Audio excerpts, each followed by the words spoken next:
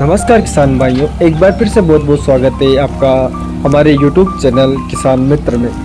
किसान भाइयों, सरसों की आप टॉप से टॉप वैरायटी ले लीजिए। अगर आपने खाद का सही प्रकार से प्रबंध नहीं किया, खाद सही प्रकार से नहीं डाला, तो आपकी सरसों की पैदावार अधिक आपको नहीं मिल सकती किसान भाइयों। तो किसान भाइयों, आज के इस वीडियो में हम बात करेंगे हमें किस समय पर सरसों की फसल में कौन सा खाद डालना चाहिए ताकि हमें उसकी अधिक से अधिक पैदावार मिल सके। तो किसान भाइयों, आज की वीडियो बहुत ही ज़्यादा इंपॉर्टेंट होने वाली है। आप वीडियो को पूरा अंत तक देखिएगा और जानिएगा कि सरसों की फसल में हम किस समय कौन सा खाद डालें ताकि हमें अधिक से अधिक पैदावार मिले। और किसान भाइयों, अगर आप अभी हमारे YouTube चैनल पर नहीं हैं, अभी तक आपने हमारे YouTube चैनल किसान मित्र को अगर सब्सक्राइब नहीं किया है तो आप हमारे YouTube चैनल किसान मित्र को सब्सक्राइब कर लीजिए ताकि आने वाले समय में हम अगर और भी वीडियो डालते तो उसका भी नोटिफिकेशन आपको मिल सके किसान भाई। और किसान भाई, वीडियो को एक प्यारा सा लाइक भी कर दीजिए। तो चलिए किसान भाई, वीडियो की शुरुआत करते हैं बिना किसी देरी के। किसान भाइयों, सरसों की टॉप से टॉप वैरायटी आप ले लेना, लेकिन खाद की मात्रा अगर सही अनुपात में नहीं डाली तो पैदावार ज्यादा नहीं निकलेगी। ये बात अपने ध्यान में रखना। तो पैदावार ज्यादा लेने के लिए बिजाई के टाइम पर बेसल डोज में कौन कौन सी हमें खाद डालनी है, कितनी मात्रा में डालनी है, तो ये हम डिटेल से आज की इस वीडियो में बात करेंगे। और एक बहुत बड़ी समस्या इस समय पर है, कहीं कहीं पर डीएपी बिल्कुल भी नहीं मिल रहा है। तो डीएपी का सही विकल्प कौन सा खाद हो सकती है, इसके ऊपर भी हम बात करेंगे। जब हम खाद के बारे में सोचते हैं तो दो तीन बातों के ऊपर हमें ध्यान देना चाहिए। एक तो काफी किसान भाई ये सोचते हैं कि महंगे प्रोडक्ट, महंगी खाद बाजार में लेकर आकर अपने खेत में डाल देते हैं, लेकिन महंगी खाद से ज़्यादा पैदावार नहीं होती। तो खाद जिस फसल को जरूरी होती है वो जरूरी खाद हमें डालनी चाहिए, महंगी खाद की बजाय। और अगर चीज़ काफ़ी किसान भाई ये देखते हैं, ये सोचते हैं कि भाई जितने अधिक खाद डालेंगे उतनी अधिक पैदावार बढ़ेगी, लेकिन ऐसा बिल्कुल भी नहीं है। जिस फसल को जितनी मात्रा में जितनी खाद की जरूरत होती है उतनी ही खाद हमें डालनी चाहिए। अगर हम एक लिमिट से ज़्यादा खाद डालते हैं तो वो भी नुकसानदायक है हमारी मिट्टी के लिए, हमारी फसल के लिए। तो ज़्यादा खाद ज़्यादा पैदावार नहीं होगी। संतुलित मात्रा में एक सही नाप में खाद आपको डालनी है तो ही ज़्यादा पैदावार आप ले सकते हैं। सबसे ज़रूरी कि आपको मिट्टी का टेस्ट करवाना चाहिए किसान भाइयों। मिट्टी की टेस्ट से आपको ये पता चलेगा कि आपके खेत में कौन सी खाद की कमी है और कौन सी खाद की अधिकता है। तो उस हिसाब से आप खाद को कम ज़्यादा डाल सकते हैं। आपका खर्च भी बचेगा और मिट्टी भी खराब नहीं होगी किसान भाइयों। मिट्टी की आपको जांच जरूर करवानी चाहिए किसान भाइयों। आजकल यूनिवर्सिटी के अंदर और कृषि विज्ञान केंद्रों के अंदर मिट्टी और पानी की जांच बाय फ्री में होती है। तो इस चीज़ का आप फायदा उठाओ या करो किसान भाइयों। सरसों में कौन कौन सी खाद की आवश्यकता होती है, सरसों में हमें मुख्य रूप से कौन कौन सी खाद डालनी चाहिए। तो आपको सबसे पहले तो यूरिया डालनी है। यूरिया के साथ में डीएपी लेनी है। अगर डीएपी नहीं मिलती तो आपको टीएसपी लेनी है। टीएसपी नहीं मिलती तो आपको एनपीके 12-32-16 लेना है। अगर वो भी नहीं मिलता तो आपको एपीएस 20-20-013 लेना है। इसके अलावा आप इस समय पर बिजाई के टाइम पर एसएसपी भी ले सकते हैं, सिंगल सुपर फॉस्फेट आता है। तो ये चीज़ें हैं फास्फोरस के लिए। इसके साथ में आपको पोटेशियम लेनी है, जिसके लिए हम एमओपी डालते हैं, म्यूरेट ऑफ पोटाश।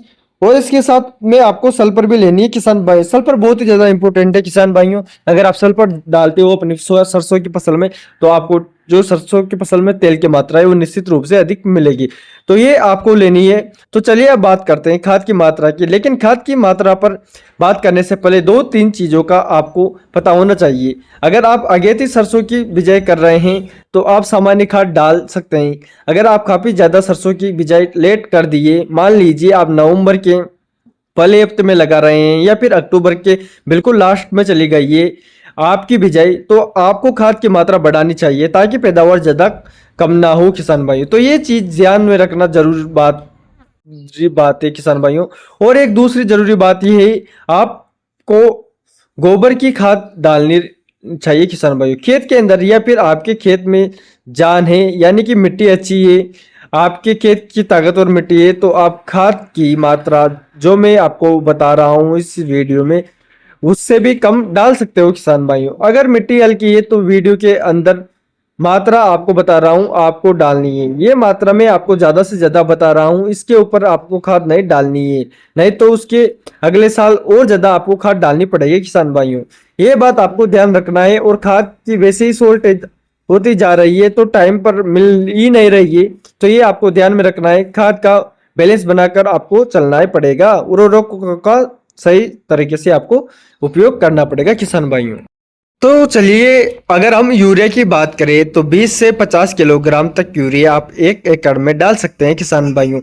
25 कब डालनी है और 50 कब डालनी है, ये डिपेंड करेगा कि आप डीएपी डाल रहे हैं या टीएसपी डाल रहे हैं या एसएसपी डाल रहे हैं या एनपीके डाल रहे हैं, क्योंकि इनमें से कुछ खाद के अंदर पहले से नाइट्रोजन है, तो उसमें यूरिया की मात्रा कम डालेंगे।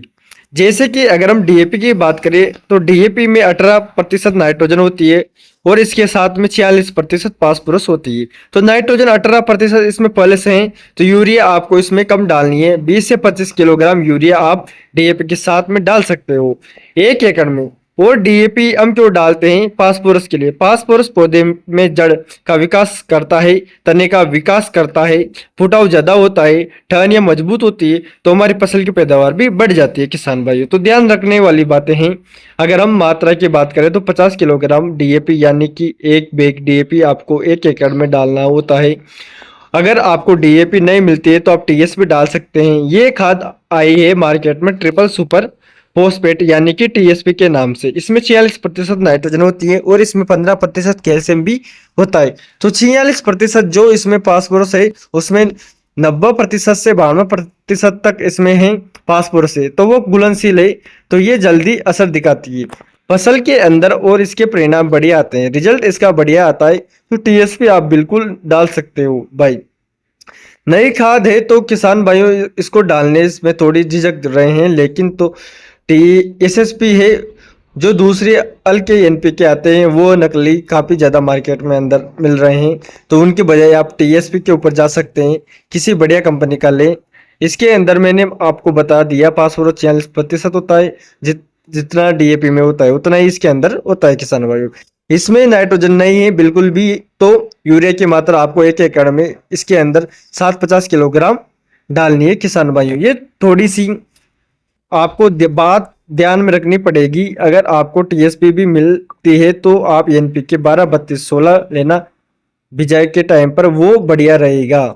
एनपीके 12-32-16 किलोग्राम तक डाल सकते हो 1 एकड़ के अंदर आप किसान भाइयों। इसमें 12% नाइट्रोजन, तो आप यूरिया 20 से 25 किलोग्राम डाल सकते हो। एनपीके के साथ में इसमें 32% फास्फोरस है और 16% इसमें पोटेशियम भी होता है, तो पोटास आपको अलग से डालने की आवश्यकता नहीं पड़ेगी। इसमें इसमें नाइट्रोजन भी है, फास्फोरस भी है और पोटास भी है, तीनों प्राथमिक पोषक तत्व हैं, तो ध्यान में रखना।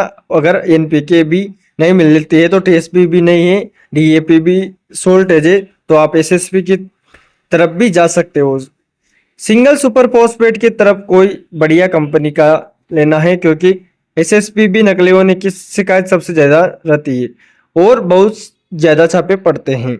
कंपनियां फर्जी निकलती है, बहुत सारी कंपनियां बंद भी हो चुकी है एसएसपी की वजह से, जिसमें नकली पाई गई थी। तो एसएसपी की मात्रा की बात करें तो 16% होती है, इसमें फास्फोरस की मात्रा 11%, इसमें सल्फर होता है 21%, इसमें कैल्शियम होता है।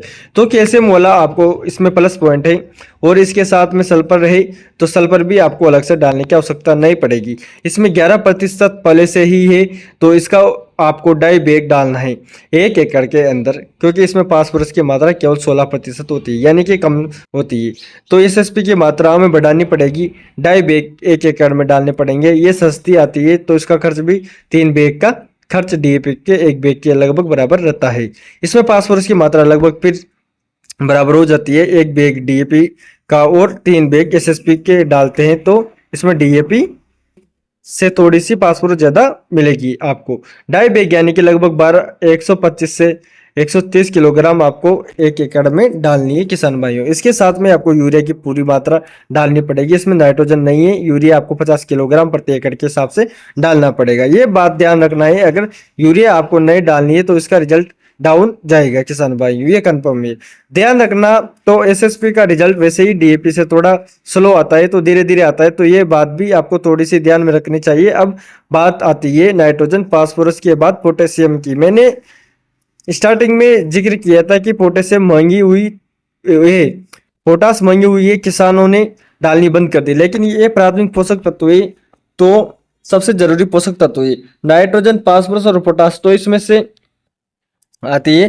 पोटास आपको डालनी है, चाहे आप कम डालना लेना, 1 एकड़ में 20 से 25 किलोग्राम आप डाल सकते हो। अगर आपको और भी कम डालनी है तो लगता है कि आपको जमीनें अच्छी है, तो आपको इसको 10 से 15 किलो या 20 किलोग्राम तक आप इसको डाल सकते हो। अगर ये एनपीके 12-32-16 आप डाल रहे हो तो आपको अलग से पोटास नहीं डालनी है पड़ेगी, क्योंकि मैंने आपको वहां पर बताया था कि 12-32-16 में 16% पहले से ही पोटेशियम मिल जाती है, तो इसमें आपको पोटास मिलाने की आवश्यकता नहीं पड़ेगी। फिर आप डीएपी डाल रहे हो तो टीएसपी डाल रहे हो या एसएसपी डाल रहे हो, तो आपको इनके साथ में पोटास डालनी पड़ेगी, ये बात ध्यान में रखना किसान भाइयों।